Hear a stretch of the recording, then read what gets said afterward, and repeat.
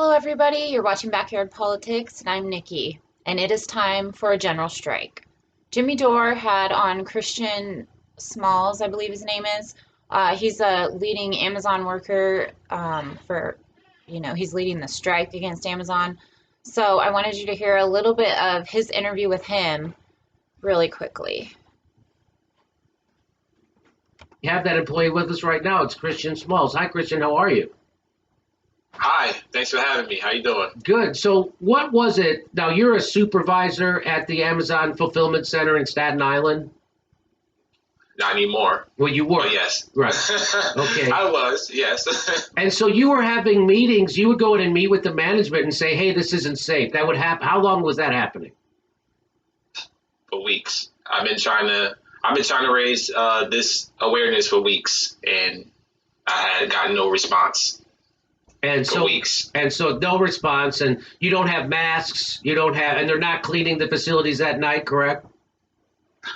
They clean the facilities, but you gotta understand it's a third party company, and they're human beings just like us. They're scared. I talked to them. They made plan for 25 of them to come in to clean the building, a 900,000 square feet building that fits 14 NFL fields in it.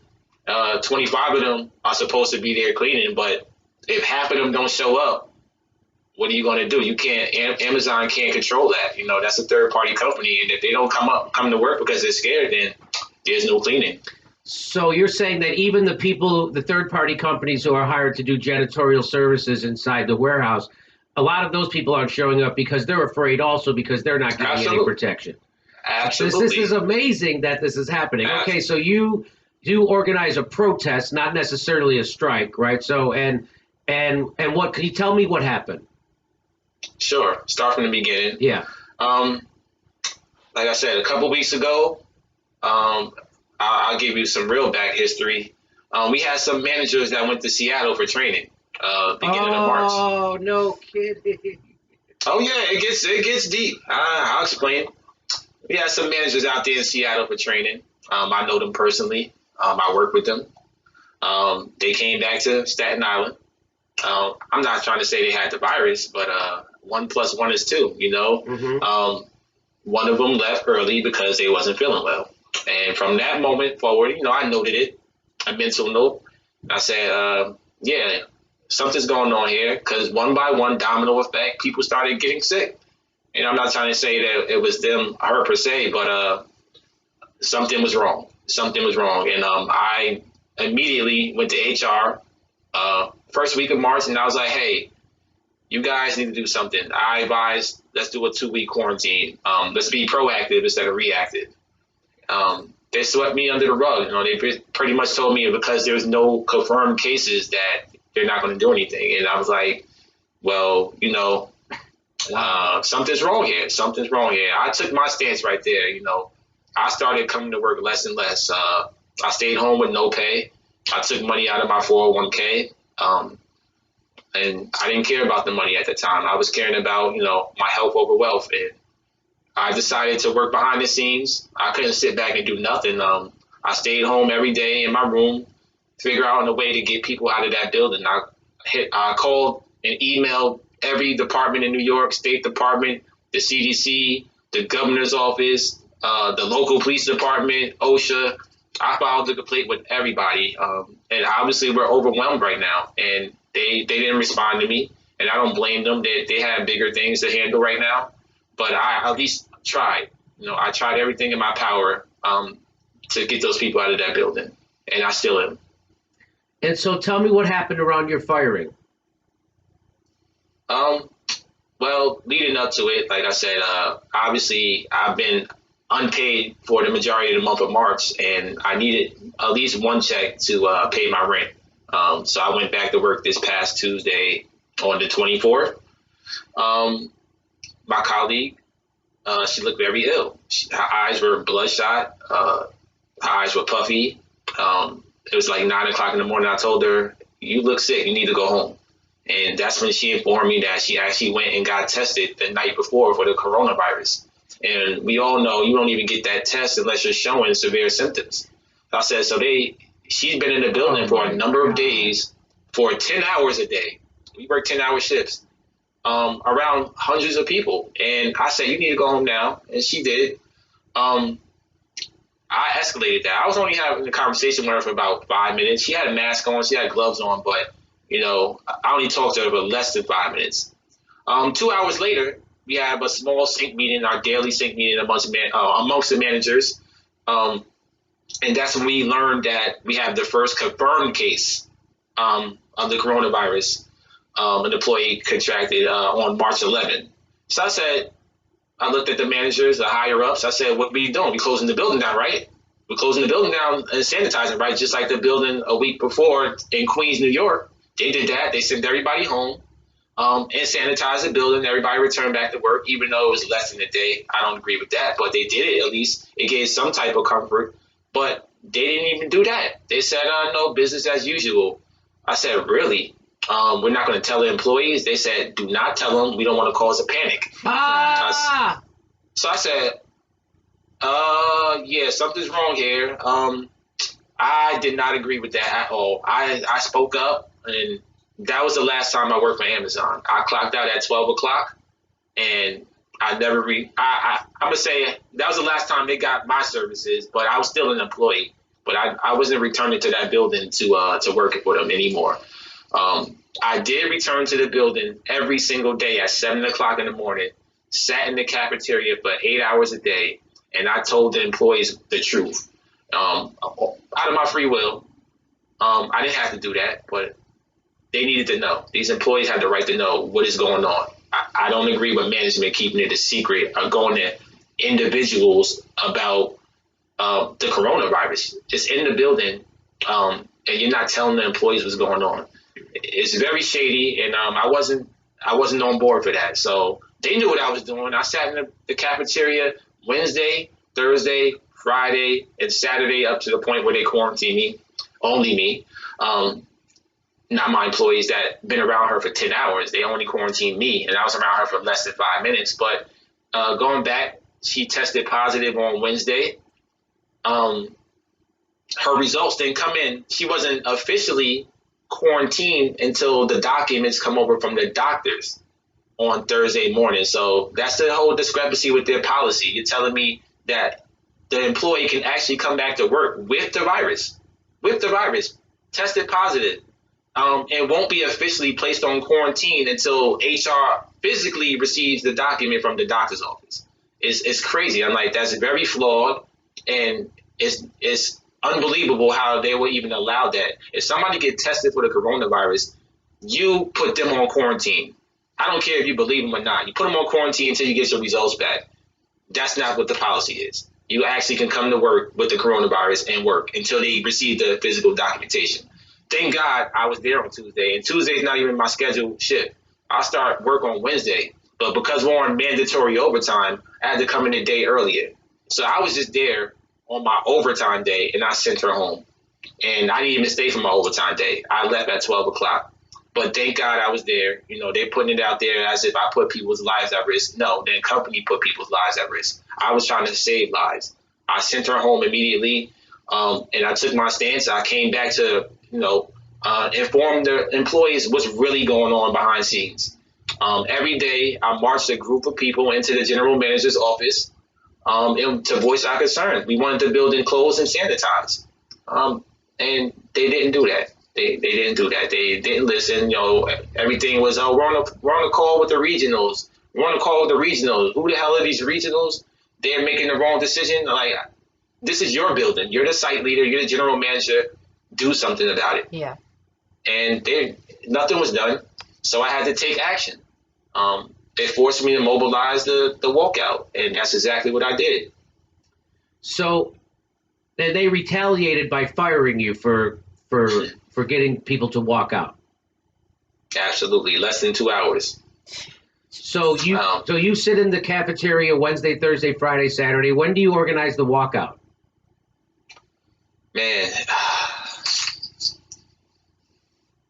I don't know why this is happening. A week ago, my life was different, but I don't know how it came together. I really don't. I still don't know what's going on here. I don't know what's going on with my YouTube either. But that was pretty much the gist of that interview that I wanted you to see. He's a hero.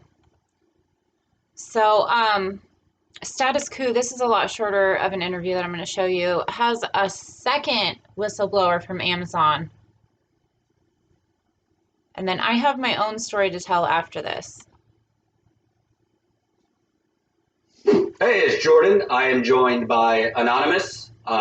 We want to talk to as many Amazon workers as possible around America who are now working in very dangerous conditions.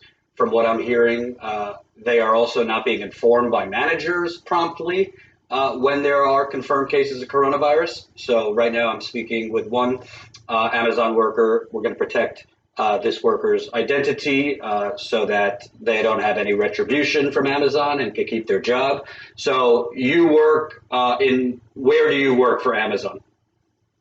It's in a Pennsylvania warehouse. Pennsylvania warehouse. So you had reached out to me because the amount of cases that you guys had been told at the Pennsylvania warehouse you work at, it's in fact more than what you've been told. Yeah, absolutely. They finally, last Friday, a few days ago, they finally admitted there were 2 cases. I mean, it was supposedly that, they'd already been discovered before, because I actually have a friend that works in the hospital in the area. And so they suppressed that for a couple of days. And then remember that guy that walked out Staten Island? When he was on Chris Hayes' show, Mm-hmm. Supposedly 10 minutes after he was on, all Amazon people across the country were getting calls about how many actual cases there were. They finally admitted. And I didn't get that call until the next morning. It scared the hell out of me because it was 20 minutes before I had to wake up. And they were like, okay, we're confirming that we have 7 cases. We're going to start doing this and this. And we still don't have any PPE. We still don't have any masks. We still don't have, basically the only thing they're doing is social distancing. And finally today in the news, after it was recommended weeks ago, in the next couple of days, they're setting up the temperature thing. They're finally going to take the temperature of people coming into work.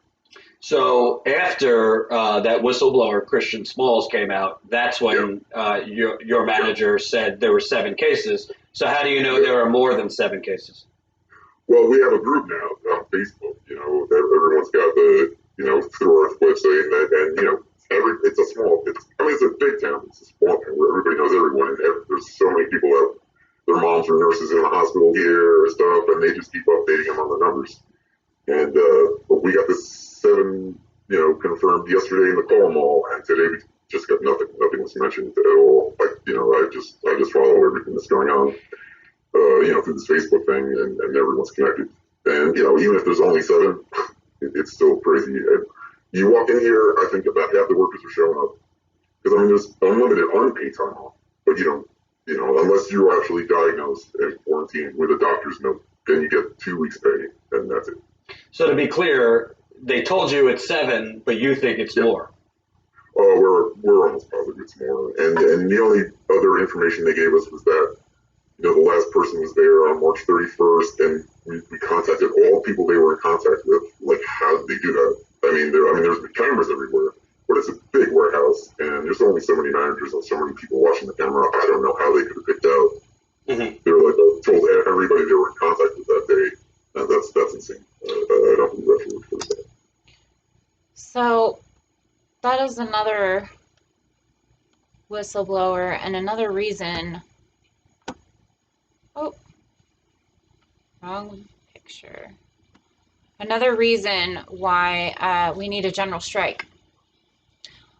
So my husband got furloughed a couple of days ago, and I'm not going to call out the company yet because we're still trying to iron things out and possibly seek legal help at this point. But he got furloughed, they say. Nothing is written down saying that they got that. It's just word of mouth. It was like a month ago, he went on a leadership trip with this company. And they all flew to Colorado. A bunch of managers met there. At this meeting, 2 of the managers fell ill.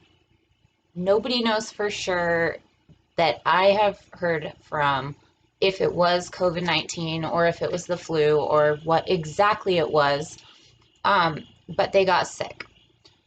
The rest of the managers continued the leadership meeting, and then my husband gets home, and a couple days later, my daughter gets sick with the coronavirus for 6 days. We didn't get her tested, we couldn't, but she had every single symptom of it. She had a really high fever for the entire time, body aches, all of it, the throat, the coughing, every bit of it. So, fast forward to Oregon's shutdown, right? They decided to put into effect a stay-at-home order. My husband and a few other managers had to still, after that was implemented and said that these places needed to shut down, he and a few other managers still had to push for them to be able to shut down. So any of the stores of this big company that are shut down are in part thanks to him and a very select few of managers that have pushed their regionals to do the right thing and contact the higher ups, etc. So with the furlough that happened 2 days ago, well, before that, they got the employees, a third of the employees for this company were laid off. They got a severance package, and they also get to file unemployment if they can ever get through to the fucking unemployment office. So the third of the employees, those guys were laid off, given a severance package, unemployment, you know. So the remaining employees were promised for 2 weeks that they would get 2/3 pay, 2/3 of their average paycheck. And then after that, they would reassemble and figure out where things are. They were given 1 week of 2/3 average pay. They are being fought on the second week of 2/3 average pay. The remaining people that were there, all except for the store manager themselves, so all the assistants and all the rest of the employees, were furloughed. Nothing is in writing.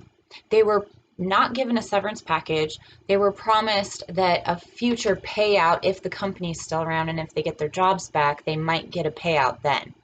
This is absolute bullshit. This is happening all over the fucking country, and it is not right. And right now is the time for a general strike. We have the power right now. If we shut down grocery stores, Amazon, and things like that for one day, maybe two, it would get enough attention to actually push for fucking change and workers' rights. This is insane. All these giant corporations have these regionals and the owners tucked behind their nice home offices while everybody else is being exposed to this shit. There is no plan in place, and even when there's a half-assed plan in place, they backtrack on their word and don't stick to it and fuck everybody over. So I will give you the full details of the story if and when I can, and the company that's involved, but right now I can't because we're trying to iron things out. I have been calling them out on Twitter. I have called their corporate office and been directed to leave 2 separate emails, which I've also submitted, and I have not heard a single fucking word. So I'm really glad that my husband and my family have sacrificed all this fucking time and energy for this piece of shit company if this is how they're going to treat their workers. This is ridiculous. This is absolutely ridiculous. So it's time for a general strike. We're all in this together. We need to come together as the workers of America, stand up for what we believe in, strike, get your yellow vests, get the fuck online, do what you can, call people, anything you can do to contribute. And also, unsubscribe from Amazon Prime if you're a subscriber, because all that does is push this Amazon shit even further. Do not pay Amazon another dollar. Do not pay these giant corporations another goddamn dollar. We need to save small businesses right now, and we need to save ourselves. These giant companies are getting a huge fucking bailout while the rest of us get pennies on the fucking dollar, if that.